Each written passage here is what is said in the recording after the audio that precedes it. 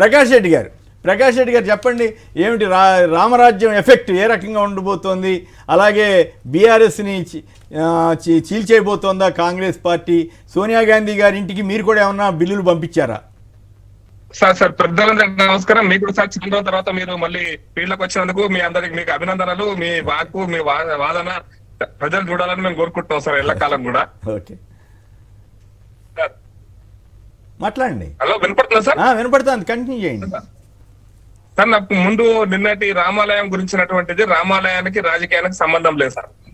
రామాలయం అనేటువంటిది భారతదేశం యొక్క ప్రతీకని నా మోడీ గారి యొక్క ఉపన్యాసంలో గాని మేము 1989లో మొదటిసారిగా బీజేపీ జాతీయ కార్యవర్గం పోలాంపూర్ లో చేసిన తీర్మానానికి అనుగుణంగా అప్పటి నుంచి ఇప్పటి వరకు అదే కోణం, అదే వాదన, అదే తప్ప ఇంకొక వాదన మా దగ్గర లేదు సార్. కాబట్టి మతం కోణంలో అనే కనుక అంటే మోడీ గారు ఒక మాట చెప్పారు సార్. ఇప్పుడు 20 రోజుల కింద కూడా అయోధ్య పోయినప్పుడు కూడా ఒక మాట చెప్పాడు. 140 కోట్ల భారతీయుల యొక్క ఆదర్శం అన్నాడు. అలా మరి 140 కోట్లలో అందరూ ఉంటారు సార్. 140 కోట్లు మీరున్నా, నేనున్నా, అన్ని మతాలు ఉన్నారు, అన్ని కులాలు ఉన్నారు. ఏ మతం చెందని వాళ్ళు కూడా 140 కోట్లలో ఉంటారు సార్. భారతీయులందరి యొక్క ప్రతీక అనేటువంటిదే బీజేపీ భావిస్తుంది తప్పిస్తే అది ఒక ఇస్లాం కు వ్యతిరేకము, క్రిస్టియన్స్ కు వ్యతిరేకము, లేకపోతే పలానా బౌద్ధులకు వ్యతిరేకము, పలానా వాళ్ళకు వ్యతిరేకం అనేటువంటి అంశం లేనే లేదు సార్. కాబట్టి చాలా స్పష్టంగా 140 కోట్ల భారతీయుల చరిత్ర, భారతదేశం యొక్క చరిత్రకు ప్రతీకగా ఆలయం ఉంటుంది తప్పిస్తే అది ఏ మతానికో ఏ కులానికో సంబంధించిన అంశం కాదు. కాబట్టి మత కోణం ఇందుట్లో లేనే లేదు సార్. ఎవరైనా మత కోణం గురించి ఆలోచిస్తారంటే నిజంగా వేర్పాటువాదుల భావజాలంతో ఉన్న వాళ్ళు మాత్రమే ఆలోచిస్తారు. కాబట్టి దాంతో ఓట్లు పడతాయా రావా అనేటువంటిది చాలా చిన్న అంశం సార్. గెలవటం ఓడిపోవడం అనేది చాలా చిన్న అంశం సార్. గెలవచ్చు, ఓడిపోవచ్చు. కానీ 500 సంవత్సరాల సుదీర్ఘ పోరాటంలో విజయం సాధించడమా, అది విజయం కూడా అనుకోవాల్సిన అవసరం లేదు. ఎవరి మీద విజయం కాదు, మనం 500 సంవత్సరాల యొక్క ఈ సమస్య యొక్క పరిష్కారం చూపించగలం అనేది మాత్రమే ఈ రోజు మనం అందరం కూడా చర్చించుకోవాల్సిన అంశం. అంతవరకు సంతోషం ప్రకాష్ రెడ్డి గారు, నాకేం అభ్యంతరం లేదు, చక్కగా మాట్లాడారు, అభ్యంతరం లేదు. కానీ ఇక సహజంగానే మోడీ గారి విజయం కింద లెక్కేసుకుంటారు కదా జనం మీద. రేపు పార్లమెంట్ ఎలక్షన్లు రాబోతున్నాయి. తెలంగాణలో దాని ఎఫెక్ట్ మేము పరిష్కారం చేసాం, మేము చెప్పినట్లుగా వాగ్దానాన్ని అమలు చేసాం, రామ మందిరం కట్టాము, తద్వారా ప్రజలందరికీ ఒక స్ఫూర్తినిచ్చామని చెప్పుకుంటారు కదా, మీరు చెప్పరా? దాని ఎఫెక్ట్ తెలంగాణలో ఎన్ని సీట్లు సాధించబోతున్నారు?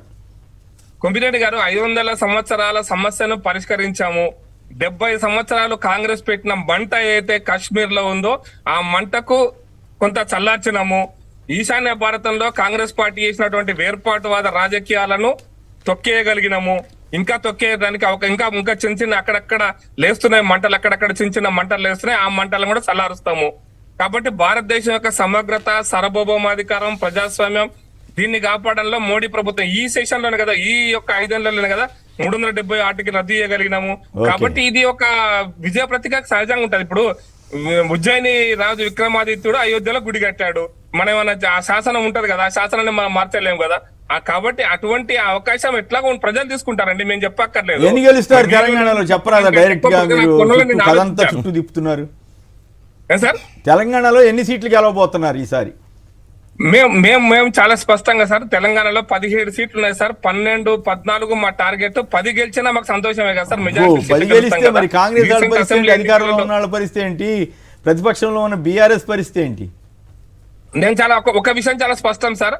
తెలంగాణ వచ్చే పార్లమెంట్ ఎన్నికల్లో బీఆర్ఎస్ పాత్ర ఏమి ఉండదు సార్. ఎందుకంటే గతంలో మీరు సారు కారు సర్కారు 16 అని చెప్పినటువంటి వాదన అవుతుందో ఆ వాదాన్నే మీరు అధికారంలో ఉండి 88 సీట్లు గెలిచినప్పుడే ప్రజలు పట్టించుకోకుండా బీజేపీకి 4, కాంగ్రెస్ కు 3 సీట్లు ఇచ్చినటువంటి నేపథ్యంలో జాతీయ రాజకీయాలలో తెలంగాణలో ప్రజలు ఖచ్చితంగా ఒక స్పష్టమైన తీర్పు ఇవ్వబోతున్నారు.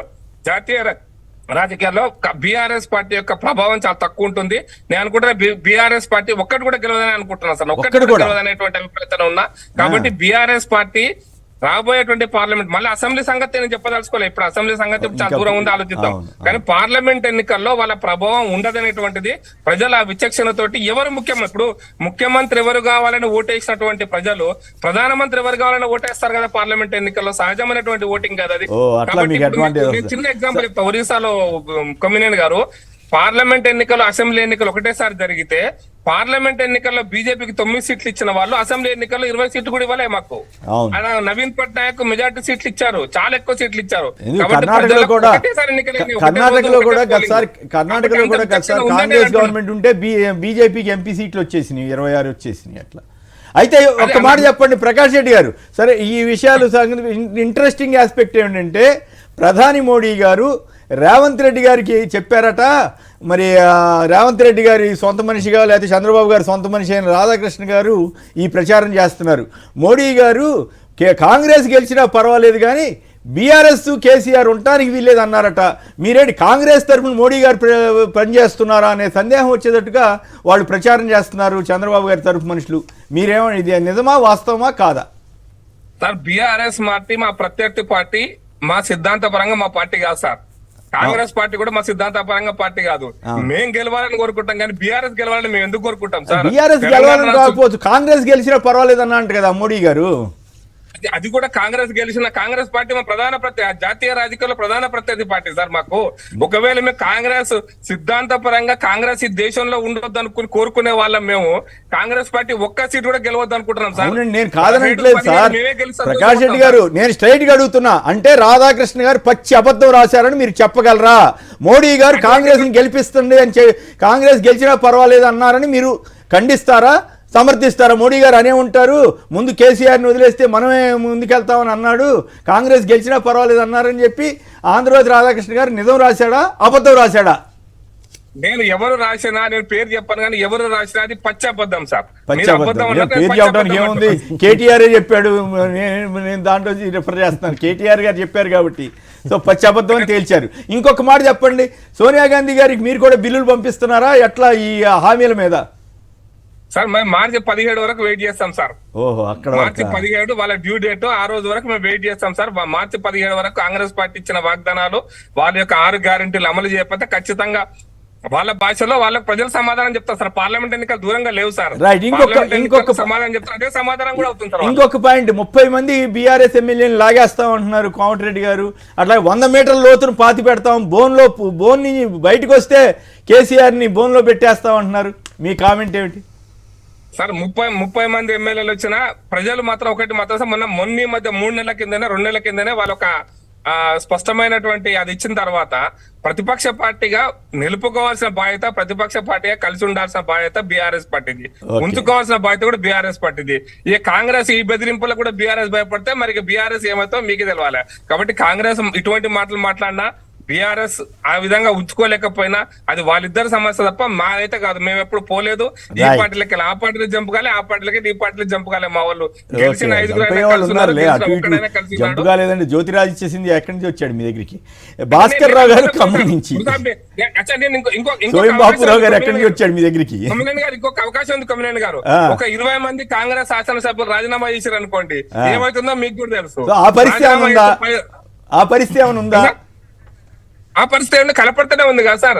సో రాహుల్ గాంధీ గారు అస్సాంలో ఆదాని మీతో కలిస్తే